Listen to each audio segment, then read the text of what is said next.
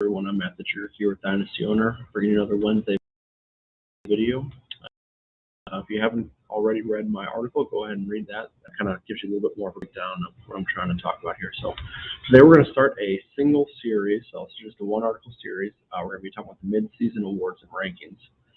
So we're not actually halfway through the NFL season totally, but this is the midway season for the Dynasty Owner regular season. So I figured it's as good a time as any to bring this article to you, this article and video. So let's jump into it. First thing we're going to talk about is we're going to talk about the top 5 so far for each position. Then we're going to talk about some of the value of the year candidates. That's one of the big awards that I like to hear. So talking about quarterback top 5. Top 5 are Tom Brady, Matthew Stafford, Kyler Murray, Lamar Jackson, and Patrick Mahomes. Not really many surprises here. Maybe the order might be a little surprising.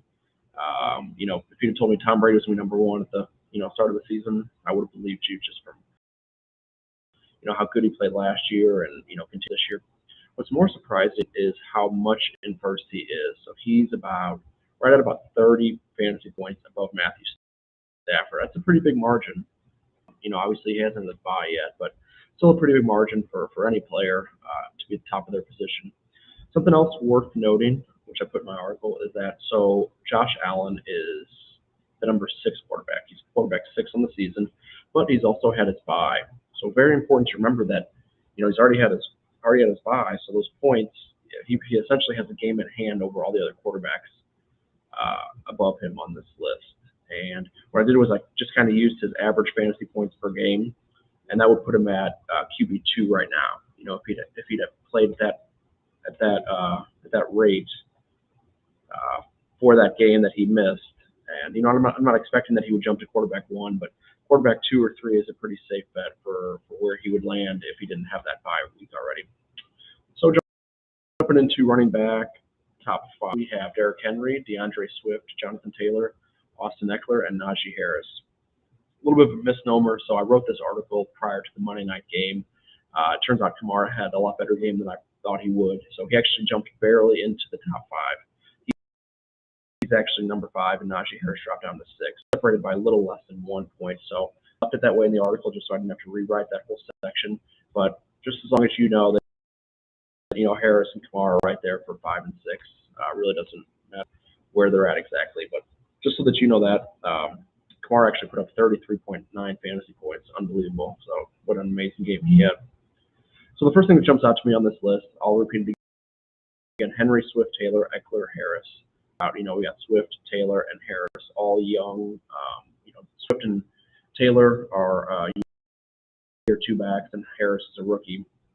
Henry and Eckler, veteran running backs, they have 10 years combined experience, but the other 3 have a total of 4 years combined experience. So, the NFL is in good hands with the running back. That all the time, all the running back youth we have coming in, all the talent, but they are in good hands for sure. And we talk about Derrick Henry. He's far and away the best running back this season, currently on pace for right at 2,500 total yards, 24 touchdowns. I don't think he's going to get to that point, but just amazing the rate that he's been rushing so far this season. Biggest surprise on this list, in fact, is Eckler and Najee Harris. So the reason that they're a big surprise for me is because they both already had their buys. So in the same way that Josh Allen already had his buys, but still being productive, overall in the season. Harris and Eckler are the same way. They're both in the top 5, already had their buys, so I see them skyrocket. Once these players above them, start to get to their bye weeks, they're not going to jump into the Derrick Henry zone. I don't think anybody's going to beat Henry this year for running back 1, but they are going to be a little more productive than some of these other running backs just because they have an extra game in hand on them. Up next, wide receiver top 5, Cooper Kupp. No surprise there. He's just been phenomenal with 9 touchdowns this season. We have Cooper Kupp, Jamar Chase, Devontae Adams, Tyreek Hill, and Marquise Brown. Maybe the big surprise would be Brown, but read some of my other articles past couple of weeks. He's been picking up steam. He's been playing very well. 6 touchdowns on the season. So anytime you get a wide receiver with 6 touchdowns, they're going to be somewhere in the top 10. 7 weeks into the season. Players likewise, there's a good mix of cheap and expensive salaries. Marquise Brown, as I already mentioned, he's already the best. He's by far the best. Salary is half. A little bit more than half what the next closest player is, and that's Chase. So 2 or 5 in the season, less than $3 million salary makes him the most valuable wide receiver in the top five, at least on paper. I wouldn't be surprised if the list looks similar to this at the end of the season, in the same way that, Henry's kind of running away with the running back, running away with the wide receiver one. Not to say that he can't be caught, but he already has a 40-point head start. It's just an amazing feat that he's had so far this season. Tight end top five, we'll rush this one pretty quick. Travis Kelce, Mark Andrews, Mike Gesicki, TJ Hockenson, and Dalton Schultz. Biggest takeaway I want people to see from this list, tight end position is very bunched up once you get outside the top tier. So you got Kelce and Andrews, they're right about 10 points apart from each other. After that, you start to get in kind of the same type of tier, Gesicki, Hockenson, Schultz. I know I talked about this before about how outside of that top tier, tight end tends to get a little bit murky, just in who you can play. There's not much difference between the tight end 5 on the season and the tight end 12, let's say, even the tight end 20. So it kind of gets a little murky as far as that goes. The other problem is that it's not really easy to predict who's going to be in the top tier each year. Yes, Kelce is probably a pretty good bet, but I wouldn't put Andrews in that top tier. He'd have been close, but he wouldn't have been in that tier. So before the season started, these are the tiers that I had, the top 3 tiers. I had Kelce. He was in a tier by himself. I don't think anybody, you could have debated that, and obviously it's shown to be not true, but I think a lot of people had Kelce in his own tier by himself. Then you had Kittle and Waller, tier 2, and players like Andrews, Hockenson, and Pitts in tier 3. And this is just total fantasy points projected. Kelce, turns out he's still, the tight end. Players like Andrews and Gesicki and Hockenson have kind of jumped over Kittle. Kittle, you can't really much into that just because he's been injured most of the season. But Waller, a little bit of injury, a little bit of lack of production, a little bit of low volume. And, that's the recipe for Andrews to outperform and jump into that top tier, maybe tier 2 right behind Kelce. But either way, not only has Andrews outplayed both Waller and Kittle, but his salary is 1/8 of Waller's and 1/15 of Kittle. So very impressive. And I look for him to, I'll mention this in a second here, but I look for him to be a value of the year candidate. So speaking of that, value of the year candidates, the award I give at the end of the season, who was the biggest value last year was James Robinson. Just an amazingly cheap salary, and the production that he had, finishing as a top 15 running back with that salary is just, it couldn't be beat.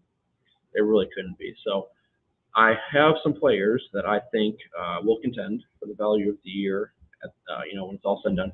So there's 3 quarterbacks, 3 running backs, 2 wide receivers, and 1 tight end. And all these players obviously are going to have low salaries. You're not going to be a value if you have a high salary.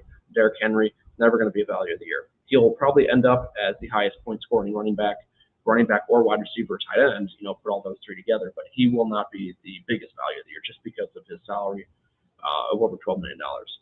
So these are the players: Kyler Murray, Lamar Jackson, Josh Allen, DeAndre Swift, Jonathan Taylor, James Robinson, Deebo Samuel, Terry McLaurin, and Mark Andrews. I think it will be one of those players that comes out as the value of the year at the end of the year. As I mentioned most of these players above. However, there are a few I didn't talk about. So James Robinson, he's out of the top 5 currently. Neither is Deebo, and neither is Terry. So all 3 of these outside the top 5 currently, their positions, but their salaries are so low that they have a realistic chance of becoming that value of the year winner. Odds on favorite, you'd think it'd be a quarterback, and it still could be. I guess it's possible.